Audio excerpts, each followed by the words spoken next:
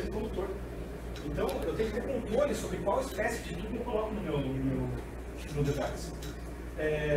E isso é um problema, porque a forma que eles são sintetizados geralmente envolve, ou os principais métodos, os mais eficientes, com maior rendimento, geralmente envolvem plasma, gases de altas temperaturas e altas pressões.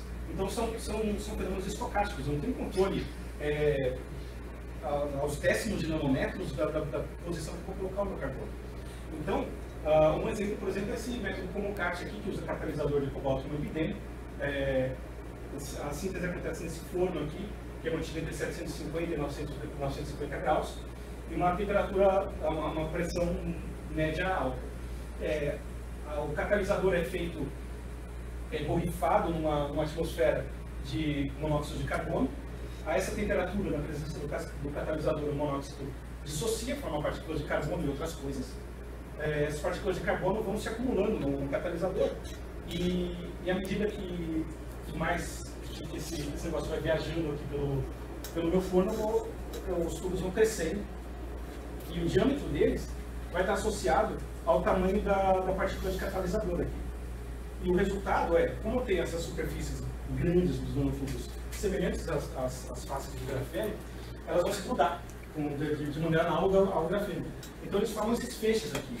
Esses feixes aqui têm tubos, são como se fosse uma corda feita com os vários nanotubos, e eles estão misturados. Eu tenho tubo semicondutor, eu tenho tubo metálico.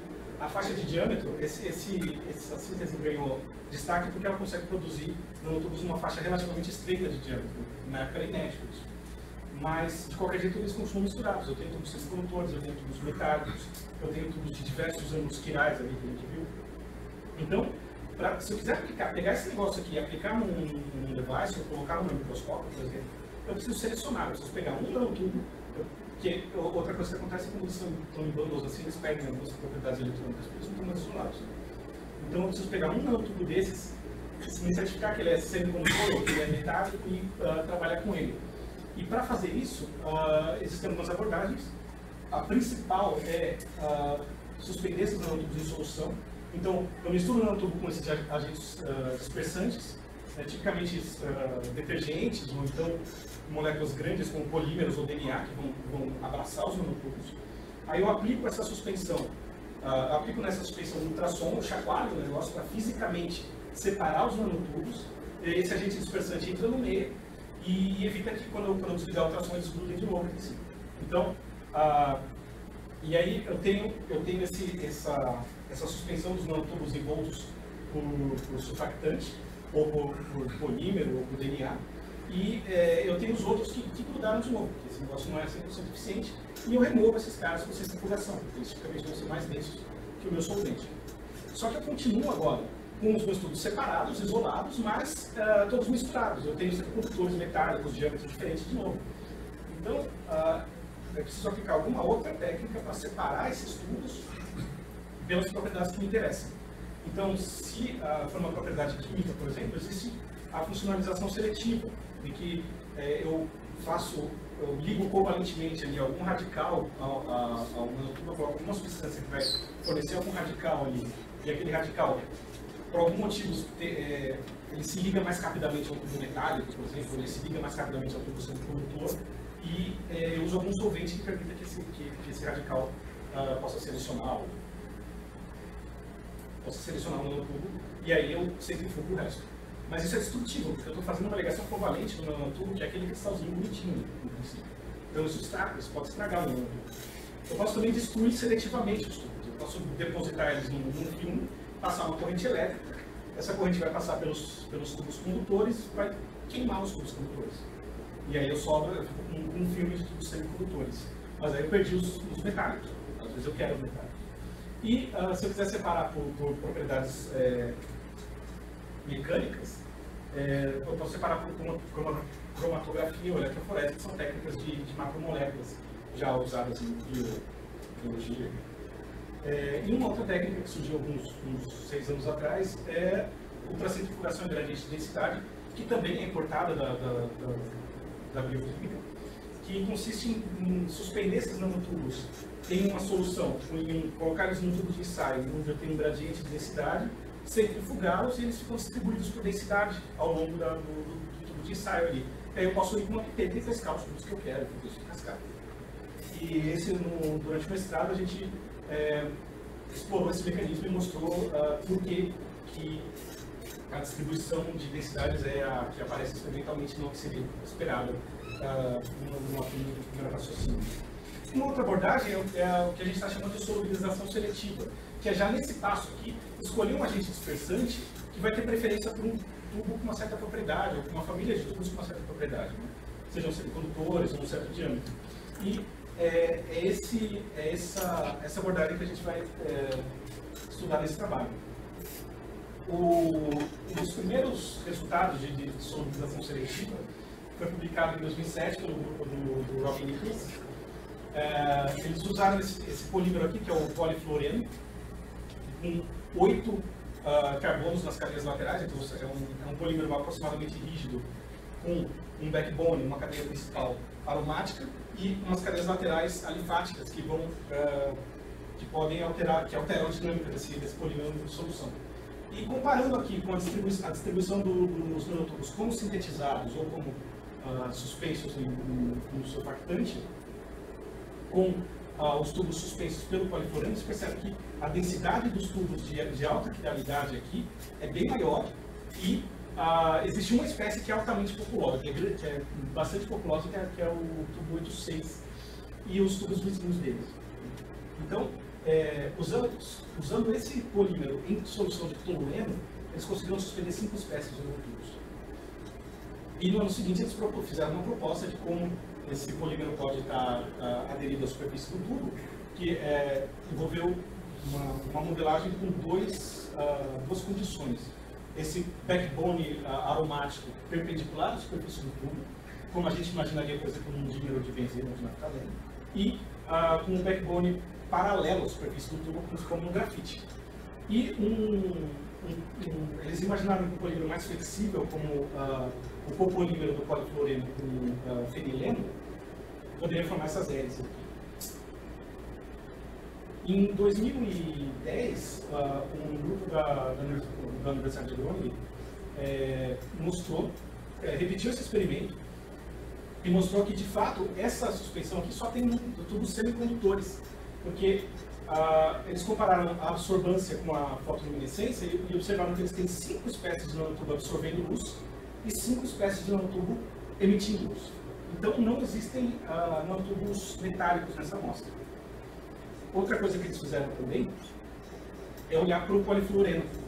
O polifluoreno, de novo, ele tem essa estrutura aqui. Esses radicais, eles costumam ser alquilas de tamanhos diferentes, de 8, 15, 12 carbonos. Nesse trabalho eles usaram 8 carbonos.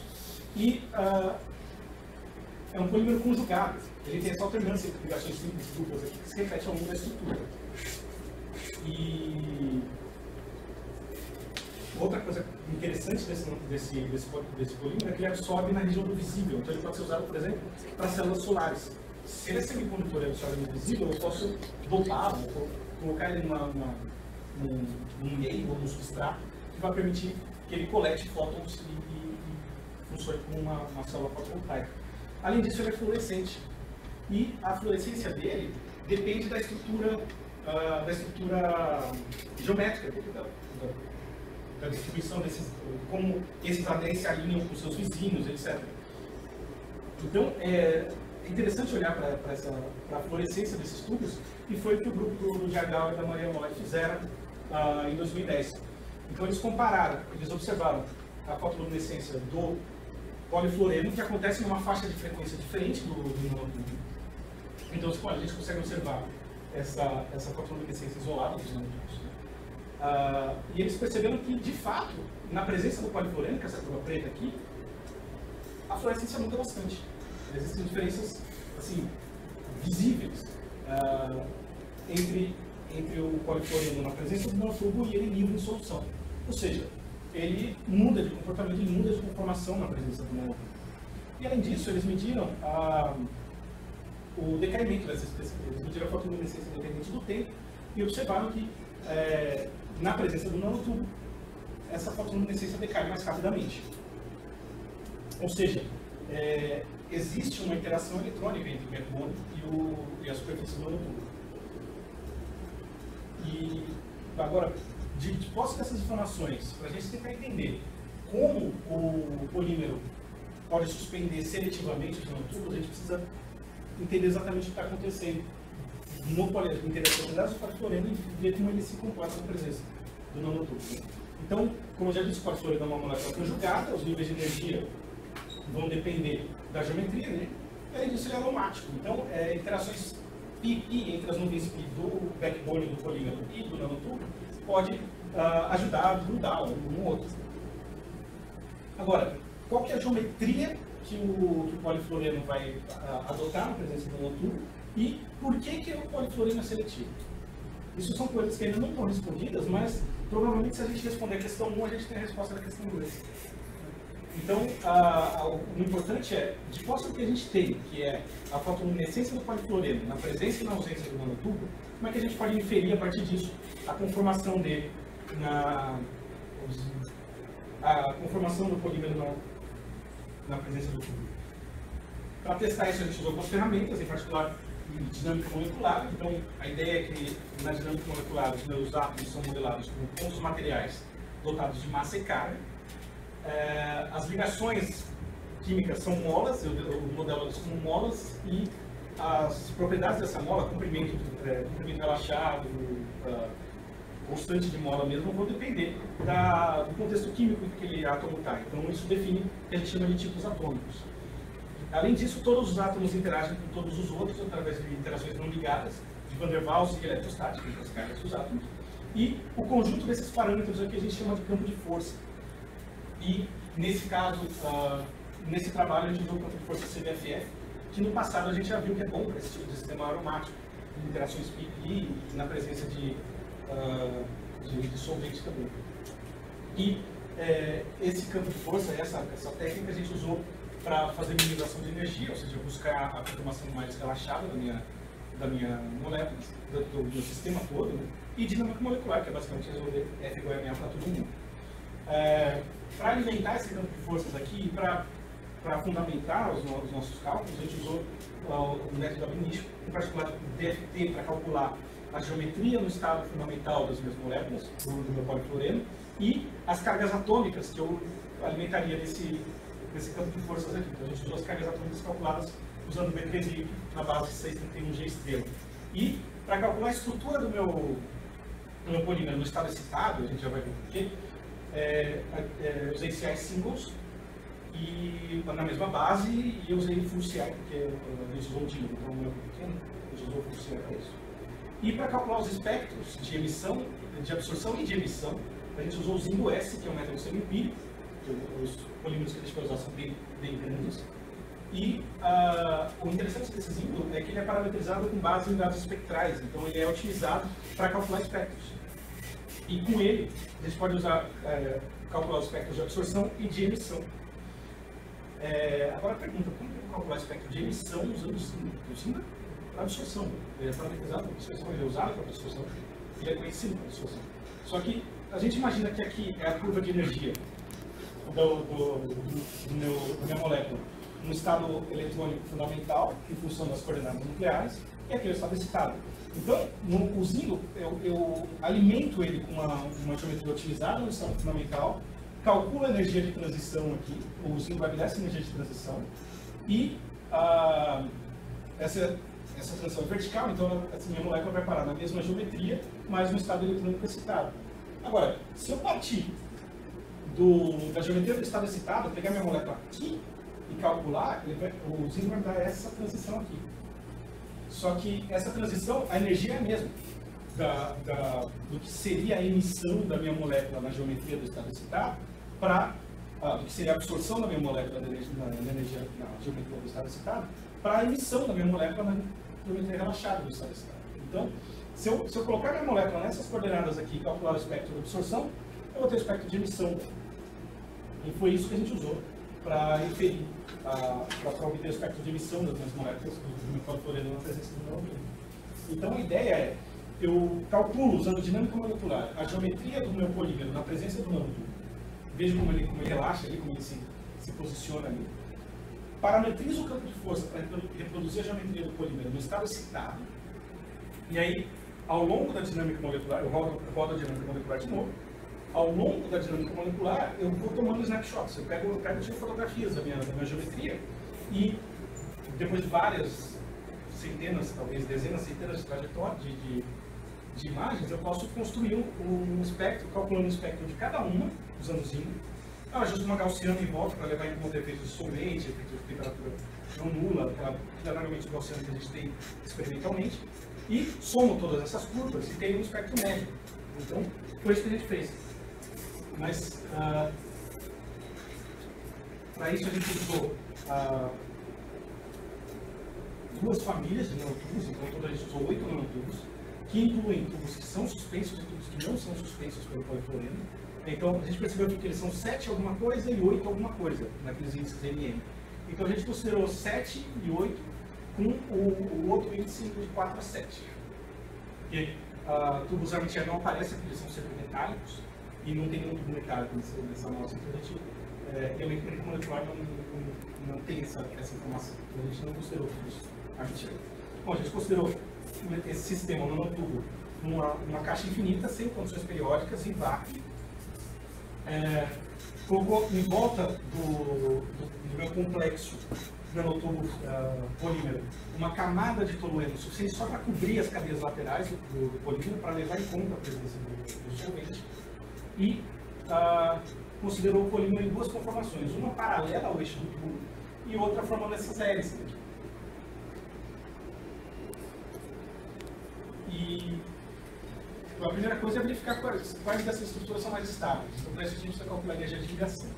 Só que esse sistema é complicado, porque eu tenho um tubo longo, eu tenho 3 cadeias de polímero com 21 unidades cada uma. Então, e os tubos, por questões geométricas, eles têm tamanhos diferentes, por causa do tamanho da célula unitária dele. Então, eles têm tamanhos diferentes. Então, tem sistemas diferentes, com números de átomos diferentes, e comparar a energia simplesmente calcular a energia de ligação de um do outro, fica complicado fazer uma análise razoável disso. Então a gente resolveu comparar a energia potencial desse sistema ao longo da dinâmica com o que seria uma energia de ponto zero daquele sistema, que é a energia da geometria otimizada. Então a gente rodou a dinâmica por algum tempo, deixou termalizar, estabilizar tudo, e durante um certo período, 50 microsegundos, a gente pegou a média da energia potencial ao longo dessa simulação e subtraiu a energia do sistema otimizado. E foi isso aqui que a gente obteve. Essa curva vermelha representa o polímero em hélice e essa curva aqui representa o polímero alinhado com o eixo do tubo. O que a gente vê é que, em todos os casos, o polímero em hélice é mais estável do que o polímero alinhado com o eixo do tubo. Além disso, a gente percebe uma dependência no diâmetro, mas não apenas no diâmetro, porque tubos com diâmetro muito próximo apresentam energia de ligação bastante diferente. Então, olhando para o ângulo quiral, a gente vê a mesma coisa, existe uma certa relação entre o ângulo quiral e a energia de ligação, mas, de qualquer jeito, o que a gente pode tirar daqui é que existem alguns nanotubos que se ligam mais intensamente no polímero em hélice, aliás, todos eles se ligam mais intensamente no polímero em hélice, e alguns essa ligação é bem mais, uma energia bem mais baixa. E o interessante é que esse aqui, que é justamente a energia que se destaca dos demais, é o tubo 8.6, que é o tubo mais populoso nas experiências. Então, como a gente pode entender isso? Bom, o tolueno é um solvente ruim do polifluoreno. O polifluoreno vai preferir interagir com outras cadeias de polifluoreno do que com o solvente. Por isso, o polifluoreno possui o que a gente chama de fase beta, que é uma fase laminar, em que aquelas cadeias laterais estão todas alinhadas, todas retinhas, uma do lado da outra, e as cadeias laterais se entrelaçam. Elas se interdigitam como se fosse um zíper, como se fossem os dentes de um zíper. E isso foi observado em 2011, depois que a gente fez esses cálculos, por medidas de ressonância magnética nuclear. Então, a gente imagina que no solvente a gente não vai ter cadeias isoladas, a gente vai ter fitas de polifluoreno. E a gente observa na simulação exatamente isso, olha essa interdigitação. Então, as cadeias laterais das cadeias de polígono vizinhas se interdigitam, elas vão procurar se interdigitar e grudar umas nas outras. Mas, como existe uma distância, isso aqui estabelece uma distância entre uma cadeia e outra, tem que ter um casamento entre o diâmetro do tubo e essa distância. E é o que não acontece aqui. Dá para perceber que existe esse buraco aqui, que as cadeias estão longe uma das outras, mas aqui atrás tem essa cadeia azul que está justamente interdigitada com as duas. Então, ou as três grudam entre si e sobram no espaço, ou elas não grudam. Então, esse espaço aqui, ele fica acessível ao solvente, acessível a um outro nanotubo que vem aqui, queira grudar e vai precipitar. Então, isso aqui provavelmente não acontece na experiência. Inclusive, para formar essa estrutura aqui, eu tenho que pegar uma fita dessa, com 3 cadeias, e fazer ela abraçar o polímero bonitinho, alinhada assim. A chance disso acontecer é muito baixa. Agora, se eu tenho essa cadeia em hélice aqui, primeiro, eu posso ajustar o passo da hélice para aproximar uma cadeia da outra. Então, vocês podem perceber que a cadeia amarela está interdigitada com a azul, que está interdigitada com a verde, com a vermelha, está interdigitada com as demais. Então, a cobertura do nanotubo é bem mais eficiente com a cadeia em hélice. E além disso, se você imaginar que você tem uma fita, sabe aquelas peças de lina que as pessoas ficam rodando com a fita e a fita vai fazendo uma hélice no mastro? É a mesma coisa, se eu tenho uma fita com 3 cadeias de polifluoreno e ela começa a grudar no nanotubo, ela pode se enrolar e formar essa hélice. Então é uma estrutura muito mais plausível de se formar nas condições do experimento. E de fato ela tem energia mais baixa, porque essa interdigitação aqui abaixa a energia de ligação e o fato de você ter diâmetros de tubos diferentes vai fazer com que essa hélice tenha passos diferentes. Então a hélice pode estar mais apertada ou mais relaxada e no tubo 8/6 ela vai estar mais relaxada. Além disso, essas cadeias laterais aqui, se a gente olhar com cuidado, elas começam a querer se alinhar com o padrão de zigue-zague do nanotubo. Isso pode indicar uma possível seletividade por ancoquiral. Agora, para calcular os espectros de emissão disso, para ver se isso corresponde com o que a gente observa na experiência, a gente fez uma simulação a 300 Kelvin, rodou durante 800 picosegundos, deixou essa simulação relaxar, aquelas mesmas simulações ali, e nos últimos 50 picosegundos a gente pegou 25 estruturas. Cada uma dessas 25 tem 3 cadeias, então tem 75 espectros para cada nanotubo. E o critério para escolher essas estruturas é aquele que a gente olhou para a autocorrelação de velocidade entre os frames, e a gente escolheu aqueles com autocorrelação mínima, de forma que a gente considerou um intervalo para pegar as estruturas tal que a autocorrelação fosse mínima, para a gente pegar as estruturas o mais independente possível.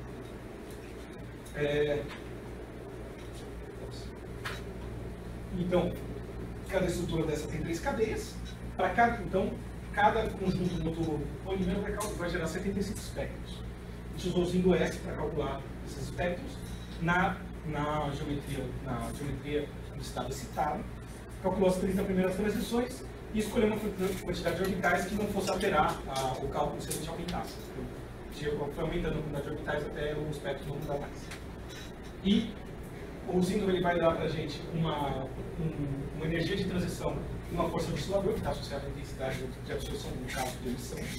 E a gente ajustou gaussianas de 2 nanômetros de largura em torno de cada um desses picos e somou os 75 espectros para obter o espectro médio. O resultado é esse aqui. Então, nesse gráfico aqui, no gráfico maior, a gente tem o espectro simulado do tubo 7.5 do tubo 7.5 e aqui a gente tem o espectro experimental dos tubos como CAT.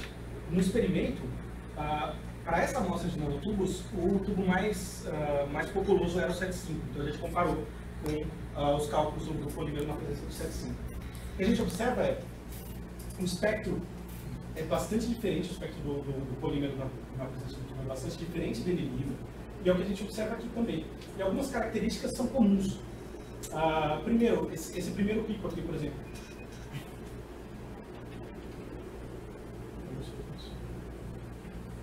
Nesse primeiro pico aqui, por exemplo, a intensidade é menor, e aqui acontece a mesma coisa. Mas principalmente aqui, esse terceiro pico, ele tem uma intensidade mais alta na presença do nanotubo e mais baixa com ele livre. E é isso que a gente observa aqui. A curva preta representa o polímero em L, em curva azul ele é alinhado com o eixo do tubo. E em vermelho é o cálculo com o polímero livre. O que a gente observa é exatamente isso. Esse pico em torno dos 450 aqui é mais intenso com o meu polímero em L e menos intenso com o polímero alinhado. Então isso já indica que o polímero em hélice pode ser mais semelhante com o que se observou experimentalmente. Agora, vendo aquela energia, a gente sugeriu ao grupo da Holanda que fizesse as contas com tubos Ripco, que é um outro método que gera tubos de diâmetro um pouquinho maior. E, nesse caso, o tubo mais numeroso é o 8.6. Então, a gente comparou o experimento deles com o tubo 8.6. E aqui a gente observa que, de fato, como a gente viu que a energia é bem mais baixa, a energia de interação do 8.6 é bem mais baixa, a gente percebe que o polímero realmente ele fica mais relaxado na presença do tubo 8.6. O espectro dele fica mais parecido com o livre. E é o que a gente observa aqui também comparando o polímero em hélice com o polímero livre. A gente percebe que as curvas preta e vermelha são mais semelhantes entre si do que azul com qualquer uma delas. Então, a gente percebe que o tubo alinhado, o polímero alinhado com o tubo realmente é bem diferente do que a gente vê na experiência. Então, no fim das contas, o que a gente fez nessa parte foi desenvolver um método para calcular o espectro de emissão de uma molécula. Aí a gente calculou que a configuração em hélice do polifluoreno é mais favorável na presença dos nanotubos do que ele alinhado com o eixo do tubo. Além disso, uma coisa que manda nessa estrutura é essa interdigitação, esse efeito zíper das cadeias laterais, e que isso gera um vínculo com o diâmetro do nanotubo. Então, existe uma relação entre o diâmetro do nanotubo e o comprimento da cadeia lateral. E isso vai também reger o passo da hélice da cadeia principal e isso vai alterar a energia de ligação ou relaxar o polímero que vai estar na presença do tubo. E então, com esse método, a gente mostrou que a gente consegue inferir a estrutura molecular de um experimento de fotoluminescência a partir de dinâmica molecular. E esse resultado foi publicado na CSNU em 2010, em colaboração com o grupo experimental da Universidade de Groningen. Agora, as cadeias laterais, elas têm um efeito importante. Elas mandam nessa interação. Então, o que acontece se a gente mudar as cadeias laterais? O que acontece com a seletividade? O que acontece com a capacidade do meu polímero de suspender os tubos? E foi o que vários grupos nos últimos anos fizeram. Esses grupos aqui foram capazes de suspender tubos de diâmetro maior, alterando a estrutura do polímero. Então, esse grupo aqui, do Kevin Mister, pode suspender tubos grandes usando copolímeros de polifluoreno, então eles alteram a flexibilidade da cadeia principal. Esse grupo conseguiu suspender nanotubos de diâmetro maior, que não tinha sido conseguido antes, usando polietilofenos, que são polímeros diferentes, mas ainda com cadeias laterais de alquilas, com um comprimento um pouco maior, a partir de 12 carbonos, eles podem suspender tubos de diâmetro maior. E o mesmo grupo da Holanda foi capaz de suspender tubos de diâmetro maior, usando o próprio polifluoreno com cadeias laterais mais longas. Então, o que eles fizeram foi comparar nanotubos com duas faixas de diâmetro, de 0,8 a 1,2 nanômetros, que é aquela técnica rica, e tubos feitos com arco. Eles usam um arco para gerar plasma e pulsam laser. E com isso eles conseguem gerar tubos de diâmetro um pouquinho maior. E usaram polifluoreno com cadeias laterais de 6 a 18 carbonos e verificaram quais tubos são suspensos por cadeias diferentes. Então, a cadeia lateral com 6 carbonos não suspendeu tubo nem pequenos nem grandes. Os tubos menores, esses Ripco aqui, eles foram suspensos por todas as outras cadeias, de 8 até 18 carbonos. E o PFO, que é o polifluoreno com 8 carbonos, não suspendeu nenhum tubo maior que 10 nanômetros. Do que 1 nanômetro. Então, esse aqui é aquele mapa dos índices espirais. E essas bolinhas aqui estão associadas a essas cores e representam os tubos que foram suspensos por cada um desses polímeros. E esse aqui é o modelo que a gente tem para a estrutura. Então, o que a gente percebe primeiro, uma faixa de ângulos espirais bem maior pode ser suspensa por esses polímeros de cadeias laterais maiores, e a faixa de diâmetro também é bem maior. Então, antes eu estava restrito a esse diâmetro aqui, e agora eu posso ir até 1,50 nanômetros, que é com cadeias laterais mais longas. E fazendo experimentos de absorção, eles notaram, primeiro, como eu já disse, o polifluorano com 6 cadeias laterais não suspende ninguém. O polifluorano com 8 carbonos na cadeia lateral pode suspender 5 famílias de nôtulos, que são aquelas 5 que a gente já viu. E à medida que a cadeia lateral vai aumentando, a intensidade da densidade óptica, ou seja, a quantidade de tubos presentes ali, suspensos, vai aumentando, e a quantidade de espécies de tubos suspensos também vai aumentando. Então, eles são menos seletivos, mas eles são mais eficientes em suspender, eles suspendem melhor. E isso dá para ver bem quando a gente compara os tubos pequenos com os tubos grandes. Essa curva tracejada é a absorção dos tubos suspensos com detergente. E isso aqui está multiplicado por 0,27, então isso aqui é mais ou menos 1/3 da densidade óptica dos tubos suspensos por surfactante. Mas, no caso dos tubos grandes, isso aqui não está multiplicado, isso aqui está multiplicado por 1. Então, a capacidade dos polímeros longos de suspender os nanotubos é 3 vezes maior do que o surfactante. Para entender isso aqui, para entender essa seletividade, a gente fez mais uma bateria de simulações e considerou 4 derivados polifluorênicos que são capazes de suspender os tubos, que são PF8, 12, 15 e 18, o número de carbonos na cadeia lateral. E como essas cadeias laterais são maiores, e só o PF8 aqui faz beta, todos os outros podem ficar mais livres na solução, a gente considerou 2 conformações, ou com a cadeia lateral de pé, ou perpendicular à superfície do tubo, ou com ela paralela à superfície do tubo. Isso muda a orientação das cadeias laterais em relação ao tubo. Então, em um caso, eu tenho cada unidade pode ter as 2 cadeias laterais em contato com o tubo, ou nenhuma, ou então, no outro caso, eu tenho cada unidade tem uma cadeia lateral. Então, ao longo de todo o comprimento do tubo, do polímero, eu tenho alguma coisa em contato com o tubo. A gente considerou 4 tubos que formam pares com diâmetro semelhante, mas ângulo quiral diferente, para verificar a seletividade para o ângulo quiral. E a gente fez uma dinâmica de impulso para ver como que esses polímeros vão aderir à superfície do tubo. Essa dinâmica de impulso funciona assim. Eu começo em vácuo com um polímero, um nanotubo, e acrescento uma cadeia de polímero a uma certa distância desse nanotubo. Aplico uma velocidade inicial a ela, ou seja, eu empurro a minha cadeia na direção do nanotubo, eu aplico uma velocidade inicial radial e faço uma dinâmica molecular em energia constante. Por limitações de software, a gente só pode fazer energia constante para essa técnica. E uma vez, isso faz com que o meu polímero, as cadeias laterais abracem o tubo, eu minimizo a energia para relaxar essa estrutura, acrescento mais uma cadeia e repito isso até ter as 3 cadeias em torno do nanotubo. E aí eu repito esse procedimento por 10 vezes, que isso foi o que a gente observou até a energia potencial se estabilizar. A gente repetiu esse procedimento de novo, aplica uma velocidade radial para todos os átomos, dinâmica molecular, minimização da energia e com isso obtém a configuração final.